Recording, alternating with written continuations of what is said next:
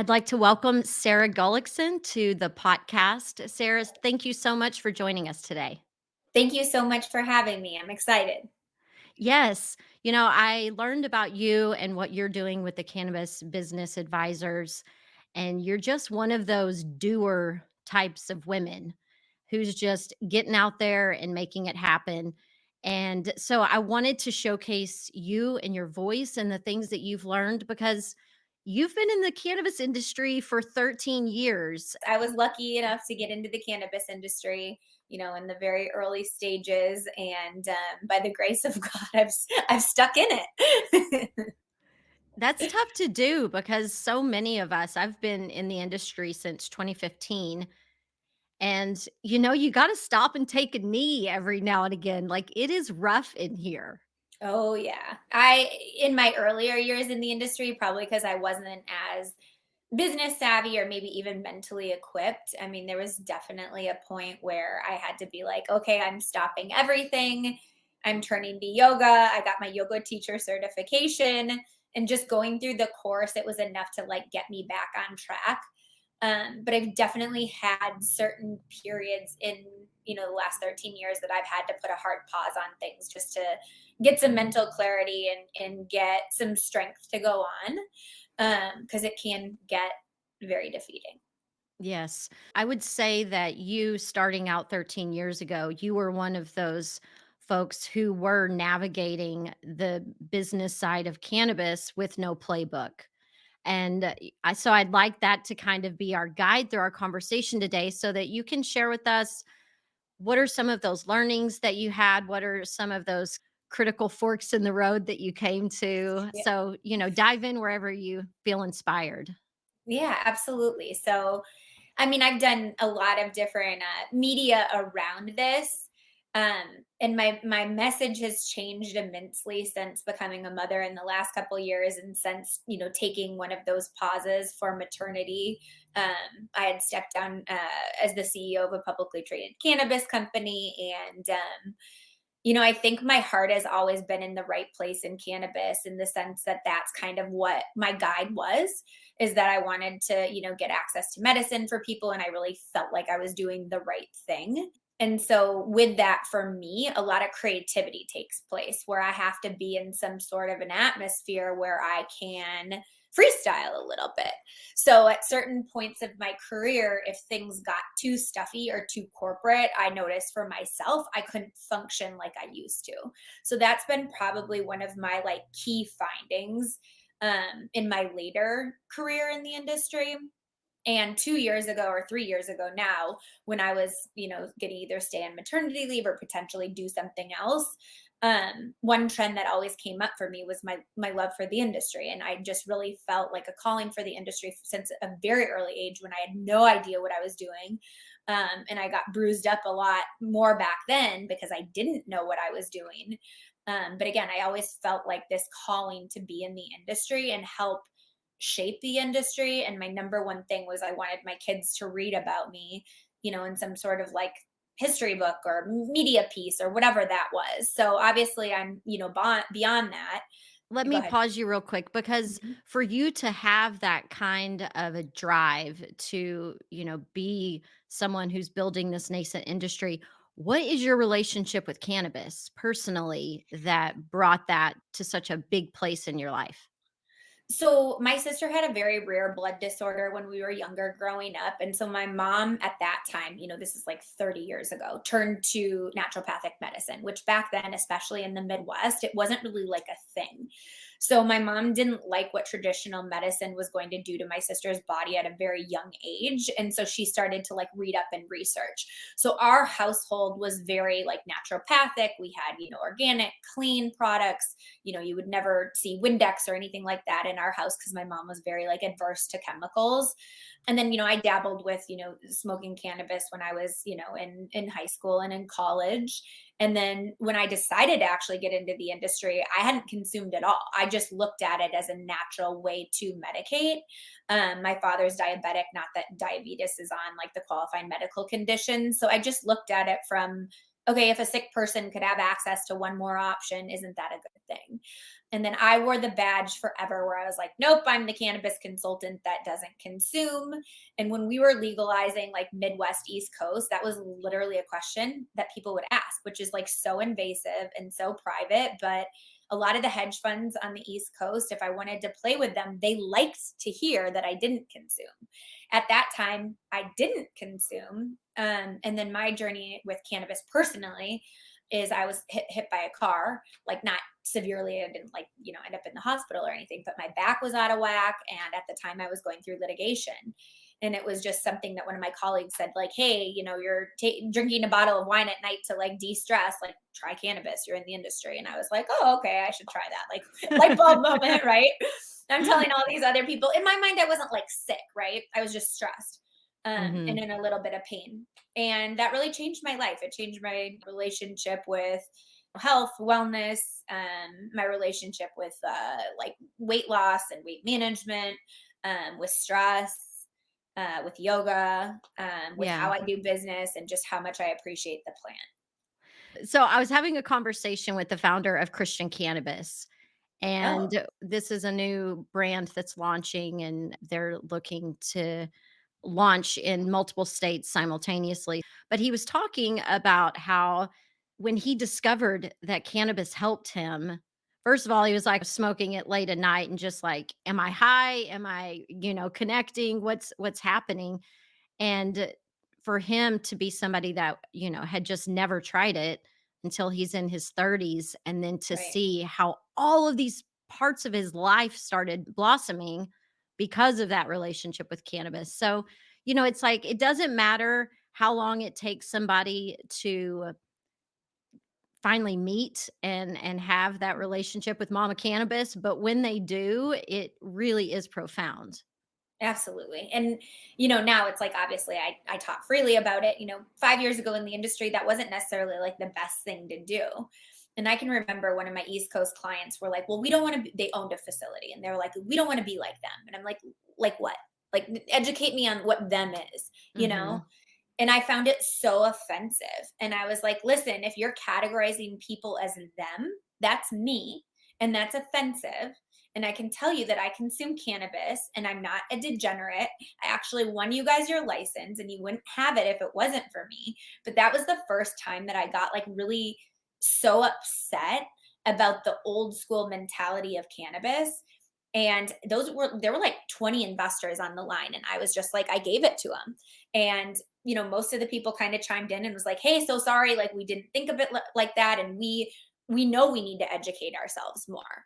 And Mhm. that company ended up to be wildly successful, and they definitely took the advice, but it was new to the state. And a lot of times when it's new to the state, it's this taboo thing that people think is gross or dirty or bad, and it's like, no, no, no, no, no. Educate yourself on it, then come to me with your opinion. If you're still not into it, then totally fine, but you have to educate yourself on it. Yeah, and I think that's one of the important things as women in the industry, when we seem to be the ones that get those sorts of things first. It's not just dollars and cents and black and white for us, where Sure. we're compartmentalizing everything. It's like we're connecting all the dots simultaneously. So, it's important to hone that confidence so you can be the one that stops the call and says, that's not how this is supposed to go. And it was funny because 3 years earlier when they had engaged me, I hadn't consumed. So like they were one of the people that were like, do you consume? And at that point it was a no. And then it was like, okay, if you really want to learn more about like my personal journey with cannabis, let's talk offline. But I know it was like an eye-opening moment for them. And in those situations, I've learned not to judge because it's not a situation from, usually it's not like ego or anything like that. It's just either misinformation or lack of information. So Yeah. I'm always happy to help kind of get them through that. Yeah, and I think that's a good point because you can't be mad at someone for ignorance if you don't know what you don't know. And I it's mean, you what can, but well, it's not going to and it's not I going often to help you. do. I'm just kidding. But it's how they act and react after knowing that information. Are they Yeah, still calling their clients "thems" right. and designing a storefront that, treats us like we're criminals going into a shop? That's the one thing I look forward to seeing change. This is a total tangent, but, there are a few dispensaries where I live here in Northern California where I go in and I might as well be having a little boutique shopping experience. I've got a Yep. little basket, I can walk around, pick things up, smell things, do what I want, and then you go into other cities or other states and everything's behind glass, behind a counter. You have to take a picture of what you want, tell them at the counter, or even worse, they follow you around with an iPad Right. and just do your shopping for you. So, I like the idea of us kind of feminizing the shopping experience and making it more fun and social for people. Yeah, absolutely. So I mean obviously based on the state's regulations, when I design a store for a client, a lot of times in the dry states that are transitioning to medical, it's better for the user experience to have a more controlled experience because if you throw them into some of the open floor plans, it's a lot of times too overwhelming. Like they have no baseline, they don't know where to start. They're wandering to the edibles, and then their shopping experience doesn't become a positive thing. It becomes something that's like really overwhelming. I can You see know, that. I can yeah, totally see that because 'Cause I'm the person that's been doing this for 20 years, and I'm right. like, "Leave me alone. I know what I want." Totally. But yes, Totally. a personal shopping experience is nice when you're a newbie. Right. And like we'll do, the patient, rooms and so that they can go in behind closed doors. And, even here in Arizona, I mean, we are a mature market and, some of the people I know are not comfortable going into a store. And like that's just kind of the reality of it. So pending on where you're opening your facility, you really have to have like a meeting of the minds. And I think a lot of my success and a lot of the projects that I've done is really localizing that experience. California and cannabis are like hand in hand. I mean, they go simultaneously together. Like, it's like basically where the industry was born, right? So, you guys are ahead of the time in the sense that like cannabis is part of your culture.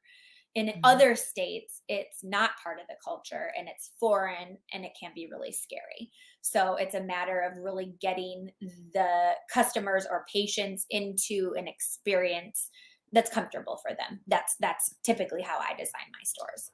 Yeah, I appreciate that. The business that you have now, you offer consulting services of all kinds. But prior to that, you did actually run a cannabis operation, correct? You're the CEO of a cannabis company?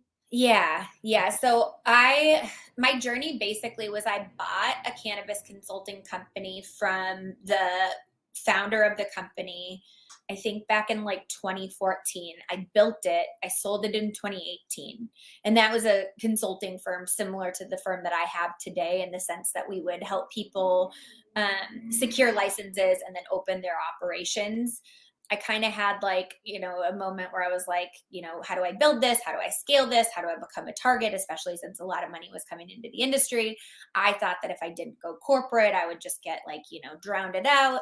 And so I met with a group, and in order to help facilitate their expansion plans, they decided to purchase my company. And then I became the CEO of that company. So it was a publicly traded cannabis company, and I was there for I think over a year. And then my priorities just definitely changed after I had my son. I couldn't really anticipate what that all looked like as far as like motherhood's so different for everybody, and you don't really know until like you have the baby. And running a large conglomerate just wasn't going to be something that I could do anymore Yeah. because I didn't want to leave my son. So I took some time off and I had a non compete while I took time off. And then just really like I ran my other facilities because I also own licenses, and helped, kind of get them squared away. So I didn't like leave the industry. I still like was working on a day to day. I just didn't have like as big of a day to day role or task in the industry as I had. And then once my non compete expired, that was really a matter of having a conversation with myself to say, do you still love this? Do you still want to be a part of it? Would it still feel good to you? To help legalize more states or more countries, and then in essence get other people involved in the industry, that have the financial wherewithal to potentially be in the industry. So that's where we are now. I think that's important that stepping back taking a moment to refresh and re-seek counsel from your higher self, like, okay, is this still what I want to do? And how am I going to evolve my work life balance now? I was talking to someone earlier who I'm just like, it sounds to me like you need to be doing a little bit more breathing, a little bit of stretching. And he was just like, my alarm went off at 4 a.m. I had this, and this. I've done all these things. And I'm like, okay, well, then now would be a good time to do some breathing, some stretching. Oftentimes that male mind, it's just task oriented, and it's just like, as women, we see this and we see ourselves not necessarily getting the seat at the table or not getting paid as much, and we're like, well, shit, do I have to now be like that? Do I need to just work my tits off all the time to Right. be like that? Honestly, and it still gets in my head because, like, prior to having children, I could hop on a flight tomorrow, or I could go on a flight right now and go to New York or wherever I needed to go for the meeting the next day. And I don't have that flexibility anymore now that I have children. And so it definitely creeps into my mind at least once or twice a day. It is hard to get back into the workforce, and it is hard to manage all the things that women need to manage. And it is such a different dynamic for me in the sense that you have less downtime, you have less time, and all of those things. And so, like, my heart definitely goes out to women, especially that are in, like, the workforce and then take a couple of years off for their family. And then they try and get back into the workforce, and maybe they weren't an entrepreneur before.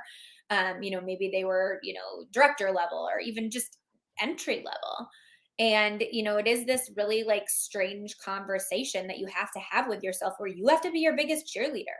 Nobody else is going to be like, nope, you're still relevant, you're still sharp, you're still smart after you have your kids.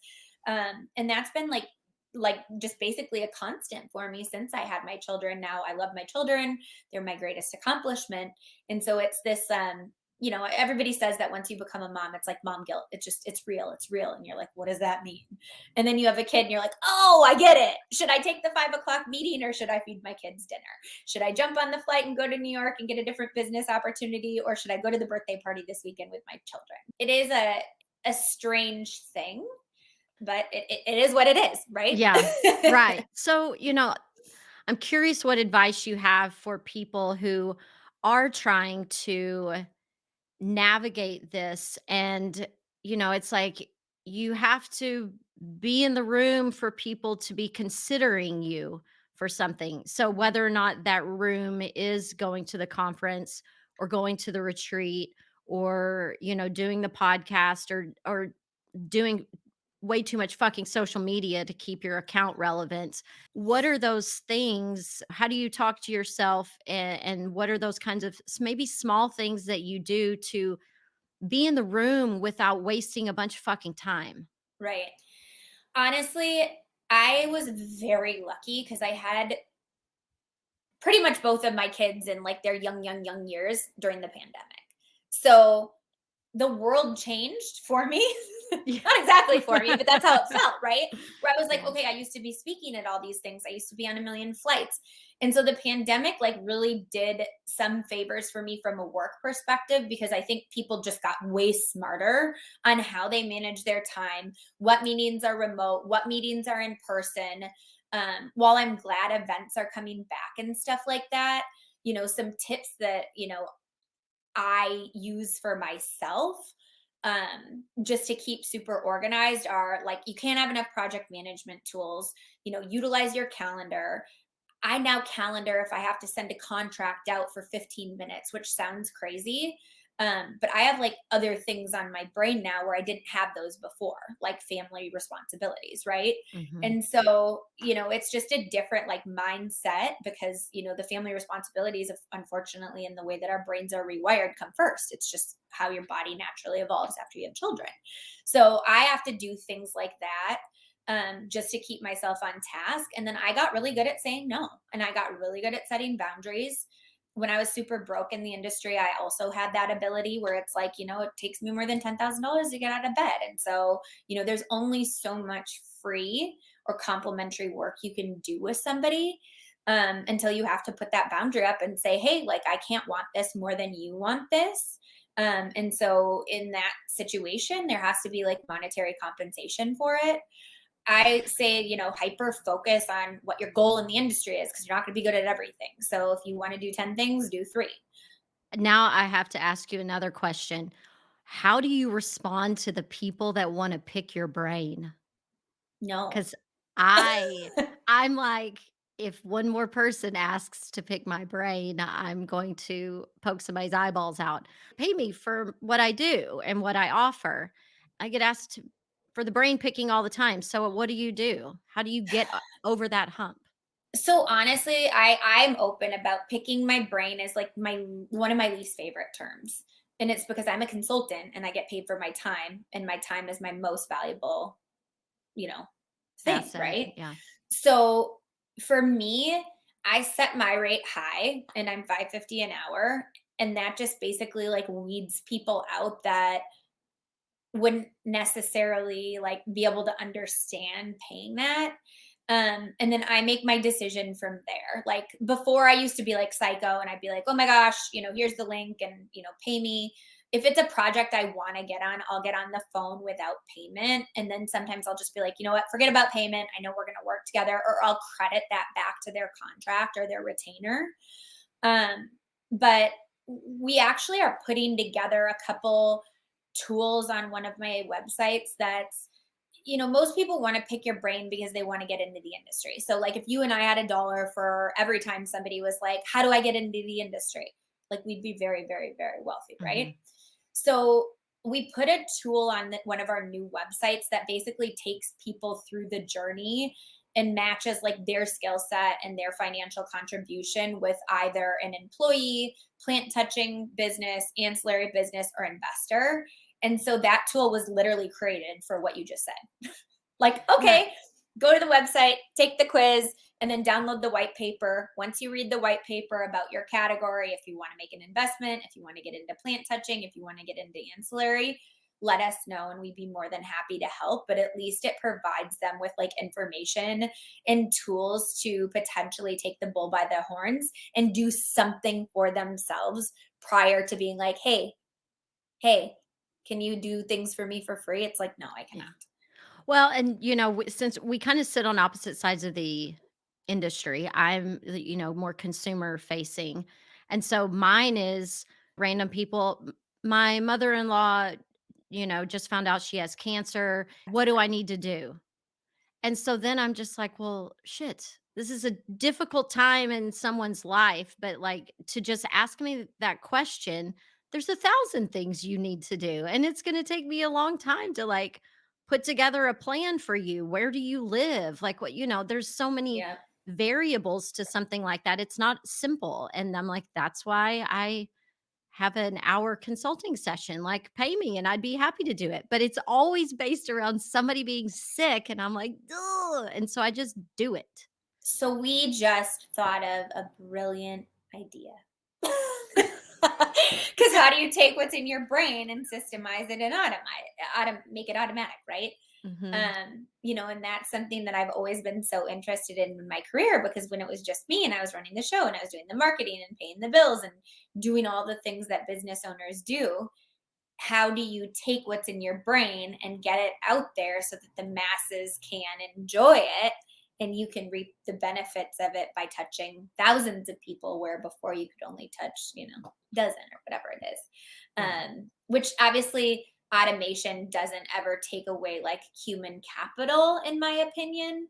However, it is scary and there needs to be some sort of a starting point for people. And I understand where you would have that conversation with yourself where you're like, oh my gosh, they have cancer, they're sick, they're dying, like I have to help this person.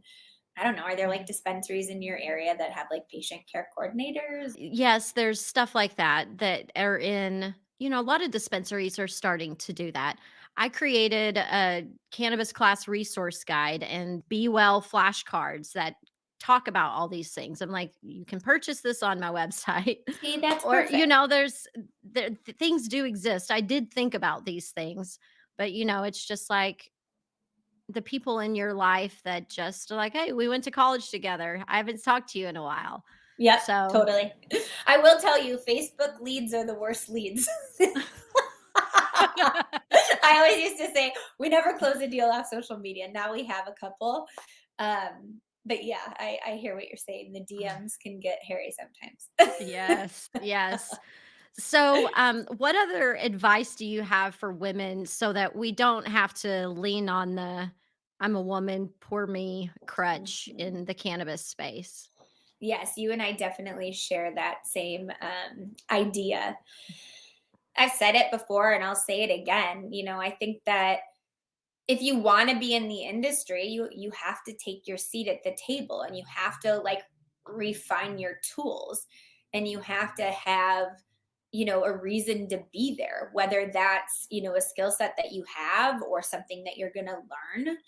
And I think that being over prepared is super important. Where if you're going to go into a meeting, or if you're going to, potentially get a job interview or something like that, like know about the industry. I mean, you can Google the industry today. You didn't used to be able to Google the industry. When we were writing our business plans back in the day, especially like for here in Arizona, if you Googled cannabis strains, like nothing came up. So right now, like there's been millions, if not billions of dollars spent on online resources for our industry. Our website's one of them, where it talks about, cannabis legalization and what's going on in every single state. And if you are serious about being in the industry, whether that's from, a business perspective or a patient perspective or an employee perspective, do your research. There's so much out there on the internet now that you can at least understand what your state landscapes are, like what's available in the state that you live in, what's not available. And from there, you can formulate your plan. Yeah, and I think another thing too is just getting really involved in your local community, showing up at your local events and mixers. And, True. I heard you on another show talking about being young and in the industry and having to nip in the bud really quickly. I'm interested in doing business with you, not dating you. And you kind of getting bossy and Yes. sitting at the head of a table and telling other people where to sit and leading conversations. And there is something about a bossy woman that men do love and appreciate. And they will follow you if you do it gracefully. Right. And I think like the art of the deal is a big thing for women too. Like I love the art of the deal. I do. I love the negotiation piece. I love being able to say no if I don't want to do it. I love being able to say yes if I do want to do it. And, a lot of the women that I work with, because I love mentoring women and I love like, looking at women's business plans or pitch decks, or just even hearing their concept to be like, okay, I like it or I don't, or tweak this or whatever you need, kind of a thing. And those are some of the things that I do complimentary for sure. But asking for money is something that women are not traditionally good at. And so the better you can get at knowing how much you're worth on an hourly basis and asking for that money and being comfortable with asking for that money with the appropriate bank account set up and contracts and all of the things that we know you need for a business. I think that that's really, really, really powerful for women. And in my work with women, that's one of the things that they lack the most. Yeah. And I struggle with that too. I'll admit it. I grew up with four sisters on a ranch. My dad worked us like men and taught us to not need anybody to take care of us, to, be strong, independent women. And then now it's like asking for help is like, kryptonite to Superman. Like, why is it so hard to ask for help? It's silly, but I think a lot of women struggle with that. Yeah, I don't know. I was so You're like, I young. don't. So I didn't, because this has been in like all of my interviews, but I had dinner with this guy, and like from an investment standpoint, and there was like a group of us, and he like kind of said to me under his breath, he's like, "Well, you'll never sell your company because it's not scalable. It's just you." So at that moment, I got into the mindset where it's like, how do I scale this? How do I make the business not me? And so if you have a business that you don't want to be you, you have to empower other people. Plus, I've always liked my free time. Like, I love traveling, and back in the day, the industry was somewhat seasonal, so I could take off and I could go see the world. And so I will say I am decent at asking for help. And I think for me, most of the time, it's financial help, asking, for help in another way. Yeah, I get it. Like, I have to have help to get this show out the door. Totally. But yes, I did have someone once say that they wanted to invest in my business, but if I were to get hit by a bus, where would their investment be? And I'm like, I got you. I got you. I get it. I'm still trying to figure out what I want this to be for me before I get other people on board with it. So, I was just kind of being in the flow, figuring out what was going to work for me at the time, but that registered, and I'm like, "I hear Yeah. you." So if I ever want to do this, I know what I need to do. Well, it's like a stool, right? So one Yeah. of the legs of the stool, whether the stool has 3 or 4 legs, can be you, but the rest cannot be Yeah, you. totally. So, yeah, you're good at reinventing your business model. You've done that quite a bit going through, and the word pivot is something that gets thrown around, but it's the fucking truth. You have to be able to pivot at a moment's notice to stay relevant in this industry. So, what kind of advice do you have, or maybe a story that you have around that? I think it's like my middle name. I don't know. I mean, I even went and got salads before this for the team, and I made two, and the direction was make two the same. I don't know how to do that, right? So there's part of me that's like your ultimate like creative or creator. Um, where I like to pivot, I like to innovate, I like to look at things from a fresh lens and create something new and exciting that hasn't existed in the industry. And so sometimes that's worked for my benefit and sometimes it hasn't. But from like a business standpoint, that's how I've basically pivoted is, to go back in myself and reinvent and recreate whatever version we're launching at that moment. Right. And that goes into like a lot of our RFP work where request for proposal, request for application. I mean, if I tried to use a Colorado bid for Maryland, it wouldn't work because it wasn't hyper local to the area. So for me, those are some like business themes. And then from a pivot standpoint of like you personally in the industry, if you can't roll, you can't be in the industry. I mean, honestly, like I think I was just so young and I didn't know any different. And every time I tried to hire somebody that was like smarter than me or had better credentials than I did, where I was like, oh, maybe if I hired like a CEO to run the company, it never worked well because they had old corporate mentality that they tried to bring to the table. And then they would present me with like this grand plan for how to do something. And I'm like, you can't do it that way. It's the cannabis industry. You can't do AdWords. You can't do interstate commerce. Like there's all these things that you can't even sometimes open a bank account. Yeah. So, for me, my reality was always this. And that's, I think, another reason why I've stuck in the industry is because, like, where do you go after this? Where it's like you have fires to put out all day, every day. And working on your core business isn't necessarily what we all do. It's pivot, Yeah. put a fire out, and from a place that wouldn't normally be, a normal business's activity that they had to do. Yeah. Right before I had my son, it was like Wells Fargo was like, "We are shutting all your cannabis accounts down," and I'm like, "I don't have plant touching accounts with Wells Fargo. They don't care." So guess what? Yeah. It takes you 100 hours to reset everything up, interview what bank you can go to, and until you're in the cannabis industry, you don't know that pain. Yeah.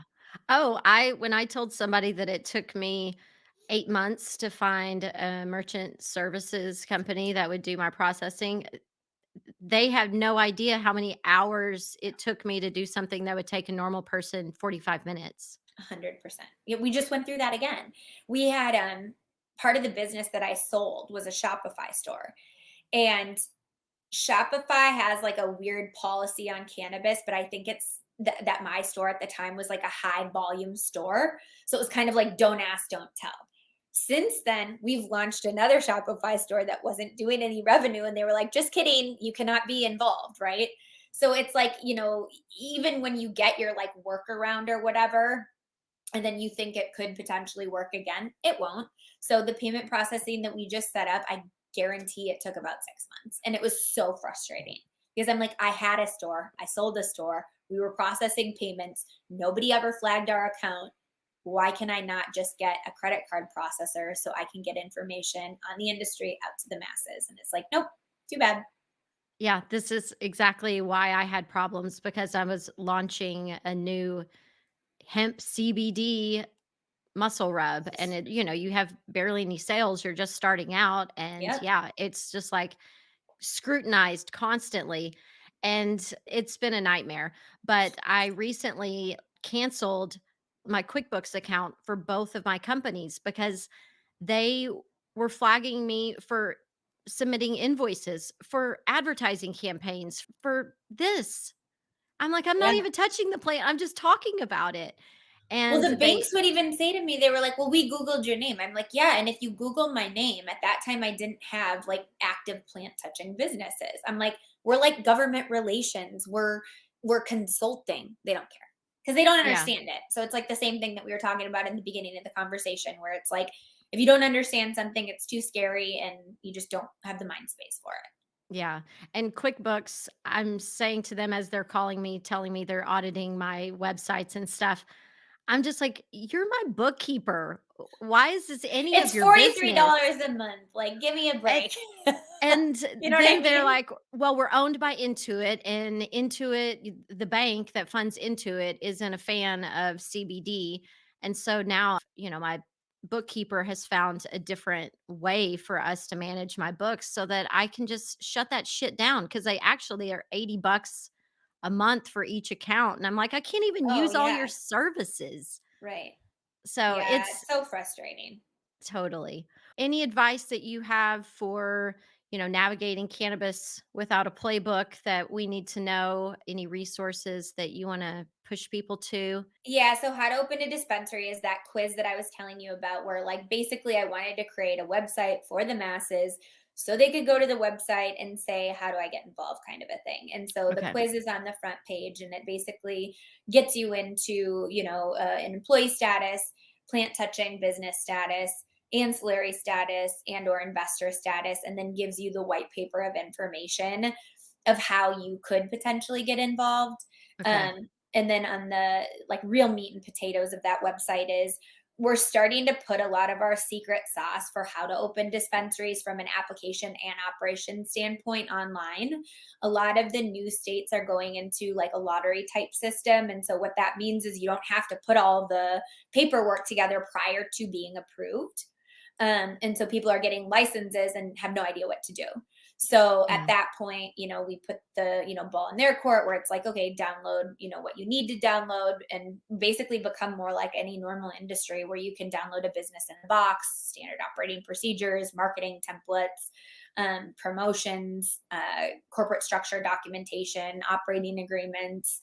And so we've changed things a bit for some of the pieces where it's more like a course and it teaches you how to do it. And then some of the things are just a la carte where you can just grab, one SOP here, one SOP there, kind of a thing. So, what states do you think are the most friendly for entrepreneurs trying to enter the space? New York and New Jersey right now are potentially going to be unlimited license markets. And so some people like that. And what I warn clients about is yes, it's a good thing, but it can also be a very bad thing in the sense that the limited license markets where there's 150 licenses available,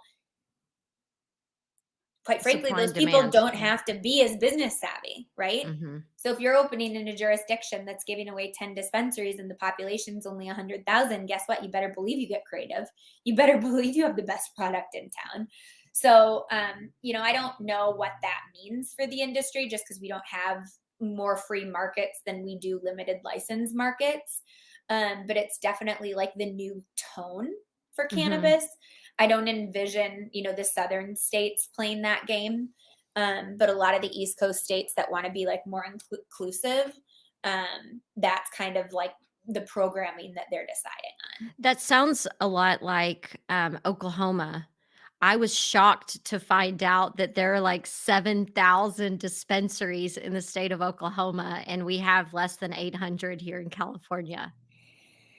Yeah, so depending on your opinion of the industry, that's like not a good thing. Right, I'm just like, Um, "What? That's insane." well, they've like floated a moratorium where you can't like basically open more.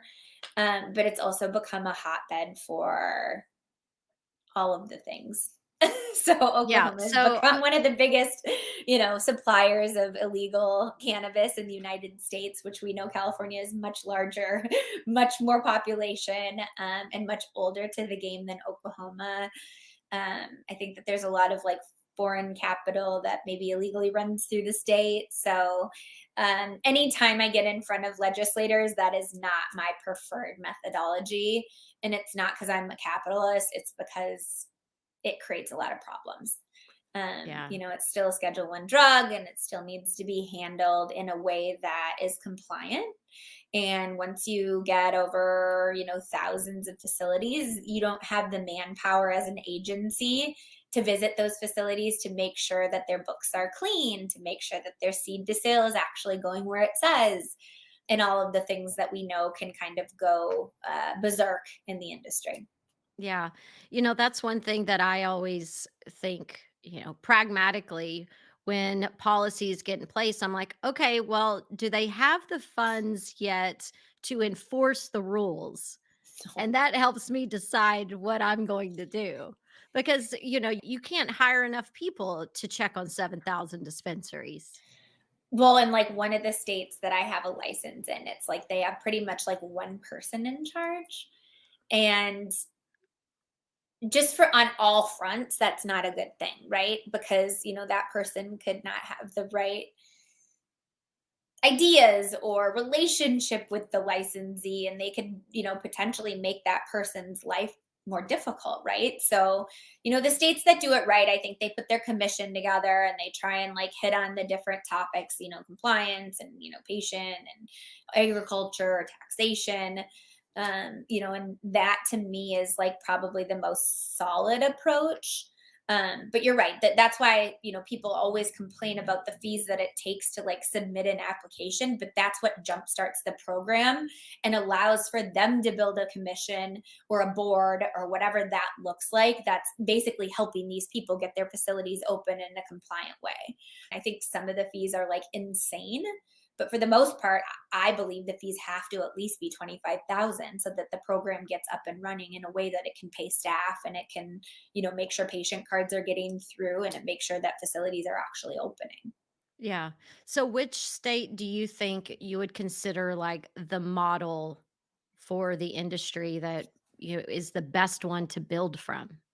I think that all the states have good ingredients. And a lot of times we see the regions play similarly, which I think is a benefit. I don't think that there's like a one size fits all approach to cannabis at this stage in the game, in the sense that now we have 40 some odd states doing their own thing. And that's one reason that federal legalization, terrifies me, Yeah, because I'm the same way. you saw what happened in California. So I always use the example of California Mhm. where it's like, okay, California was like rogue, right? So every single municipality was doing their own thing. And then the state said, hey, we need to get in on this revenue, which rightfully so, understood. But then they put these rules and regulations together that when they laid them over the municipality rules and regulations, it didn't work. It didn't fit. The regulations were contradicting each other.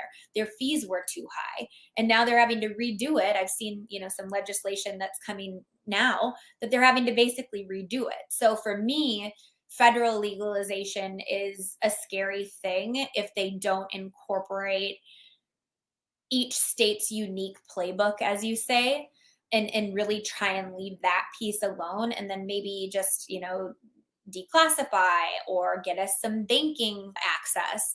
And I think that there's things that the federal government can do, but I think a big piece of the success in that is ensuring that whatever programming has been built on the state level stays somewhat consistent. Yeah, because I'm not the only one that doesn't necessarily trust our federal government to do the right thing.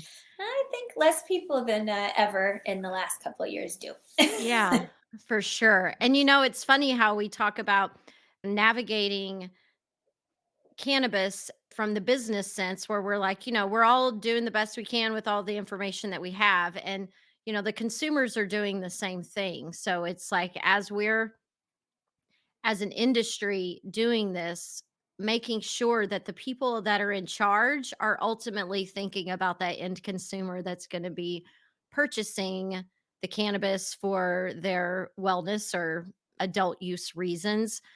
And it just doesn't feel like the trajectory of where we're going. It's not about that. The majority of the people, it is big money. It is other large industries trying to come in and just eat up the cannabis industry and turn it into another one of the monsters that they have. And so it's like, I get concerned about the federal legalization piece, where it's like, I need this industry to maintain some sort of soul and Mhm. perspective. And I don't think that we're at a point, if it were to be federally legalized, I feel like the heart and soul of cannabis would die. Absolutely. Well, and I think that's why like each local piece of the industry is so, so, so important because even in the big industries, there's still local farmers, there's still local breweries, there's still local companies that are craft that really tailor to their audience that's local to them.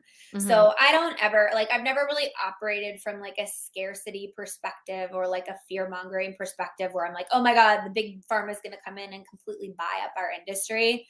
And I don't know if that's like my spirituality or I've just been around the block enough in cannabis that I just don't feel like that would happen. I think that if it was going to happen, it would have already happened. I mean, I feel like it is happening a little bit, but I For sure. appreciate I appreciate your perspective and being hopeful, and we all should not operate from a place of fear and scarcity. Right. Ladies, Well, did and you hear that? that right? Hit it one more time for the people in back. That's right. Um, no, and like I mean, it's definitely changed the industry. Like I'm not ignorant to the fact that like here in Arizona, there used to be like everybody was independent, everybody was local, and now it's like to find a local operator is like a diamond in the rough. So it's definitely going away from that, but there's always going to be like opportunities for entrepreneurs, whether that's from like an ancillary place, a product line, a small grow. Now we're seeing social equity is a thing, or minority based cannabis companies. And so the states are doing a good job of like carving out, certain parameters for people to be able to get involved from a small business lens or a small business perspective. There's so many like hit pieces in the media, especially with like how Illinois went down and oh, it's a show and it's all the MSOs behind some of these local people. And like I get that lens, but I also get the lens of like if you give a social equity applicant a vertical license in a state, that's a $20 million ask conservatively. So at what point are they going to have to call on big cannabis or big investors? They're going to have to, right? Otherwise, they're going Yeah, to lose this asset that they have. yeah. So, we're seeing in New York, they're actually like pairing the social equity candidates with some sort of funding, which has been like my talking piece in the industry for the last 5 years, where it's like, if you're going to do this, you have to set these people up for success. Yes. Um, And I think that speaks to something you talk about brokering relationships. And so, it's like dropping the ego. Okay, I need help. Who are the strategic partners that we can pull together to make something like this happen? And, these small equity businesses deserve somebody to help them put together that strategic team. right. And on the flip side of it, I mean, I've worked with a lot of startup women companies and a lot of social equity companies. Like there has to be some sort of like a teaching and a training for them too, because a lot of times when you first match a social equity candidate or a small business candidate with like funding, it's worlds apart. It's like, their business is worth 100,000. It's like, you haven't even done anything with your business yet. It's not worth 100,000. So, it is a really hard relationship to merge or manage, in the sense it's like activists or social equity mentality. Merging them with big business is a hard thing to do. And so it takes a very special person to be able to finesse both sides, so that the big money people can see, the activist lens or the social equity lens, and the social equity lens can see, the big cannabis or big money type investor side. Yeah. Well, But and it it's is also, difficult. yeah, and it's also offering them something that's better than a payday loan, because that's what some of these social equity programs, it's like, we're giving you this money, but you immediately have to start paying it back. And it's like, okay, you're I not giving us time to grind and get it done. I think the best deals that I see are, if there's not capital already available for like the social equity candidate, is giving them a healthy role in the facility with a great salary, dividends, and then, some sort of buyout opportunity eventually, so that they can pass the legacy or the monetary value of the legacy to their family. Mhm. And I like those deals. I think that they're fair deals, in the sense that some of the social equity candidates like want out. They're like, okay, I'm going to make my millions here and then I'm bouncing. That's totally cool, right? But there Mhm. are a lot of them that want the experience of potentially working with somebody that is more sophisticated and savvy in business than Yeah, they are, like a Shark Tank type situation. So, certainly. every personality type's different. But I don't like to be a part of deals that are, the sleazy, like, get out of my business type of a thing, unless that's what the candidate wants, in the sense that it's like, I just want out. Okay, cool. Yeah. Any deal I'm a part of, or I tried negotiating for clients, partners, is I like it to try and be, somewhat fair, where each side is giving a little bit. Yeah. It's the definition of negotiating. Everybody needs to Yeah. feel like Everybody everybody might need feels that like they're giving. yes. Everybody's gotta feel like they've put a little skin in the game, they're getting a little something back. If Sometimes that definition needs to be floated around a little bit more. Well, Sarah, is there anything that I didn't ask you that you think's important to finish up with? No, I enjoyed the conversation. I think it's important to kind of not only sharpen your tools, but maintain and try and keep a positive attitude, and in getting into this crazy industry that we all know and love. Yeah, well, and like I said, I sit on another side of it. I talk to CEOs, business owners about what they're doing and about what they're bringing in, but it's not very often that I get to talk to somebody that's got their hands in all of the pots. And so it was nice to get your perspective today. Thank you so much for having me. I appreciate it. Yes, and thank y'all for hanging out. It's high time. We had a high time together. Together. Yes, it's a high time. We had a high time together. Together.